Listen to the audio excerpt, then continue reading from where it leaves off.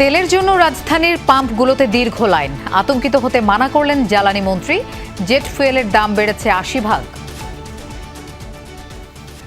Government বলতেছে যে panic হওয়ার জন্য না, আমরা প্যানিক না হয়ে সকালে আসছি, কিন্তু দেখেন অবস্থা। যাদের তেল প্রয়োজন তারা তো আসছে, প্লাস যাদের ধরেন আপাতত এখন দরকার নেই তারাও আসছে।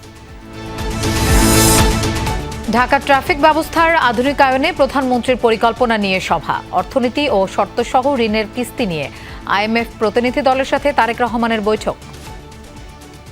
এপ্রিল মাসের শেষ নাগাদ যে সমস্ত পরিকল্পনা নেওয়া হয়েছে সেগুলোর বাস্তবায়ন করতে পারবো। তার ফলে ঢাকা শহরে যানজট সমস্যার অনেকটা নিরসন হবে। অর্থনীতিকে সেই জায়গায় নিয়ে যেতে হলে যে পদক্ষেপগুলো, সেই পদক্ষেপগুলো আমরা ইতিমধ্যে কিছু নিয়েছি। সংবিধান এবং জুলাই আকাঙ্ক্ষার অগ্রাধিকার নিয়ে বিএনপি জামায়াতের পাল্টাপাল্টি।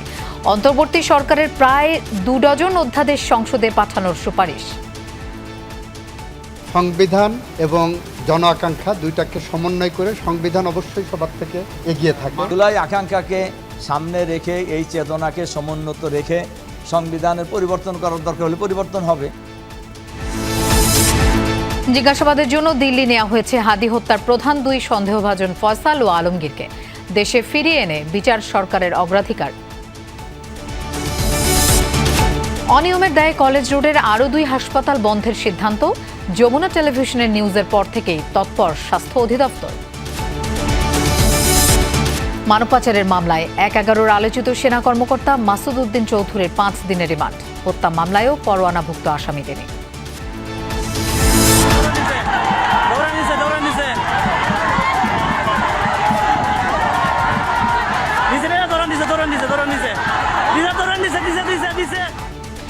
নির্বাচনকালীন বিরোধ নিয়ে ব্রাহ্মণবাড়িয়ার নাসিরনগরে বিএনপি সমর্থিত ২ গ্রুপের সংঘর্ষে ২ জন নিহত।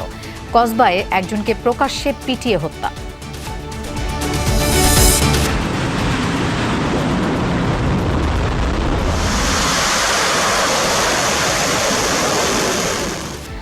ট্রাম্পের আলোচনার দাবি নাকচ করে ইসরায়েল ও মার্কিন স্থাপনায় ব্যাপক হামলা তেহরানের। ইরানের উর্মিয়া সহ বিভিন্ন শহরে যুক্তরাষ্ট্রের হামলা।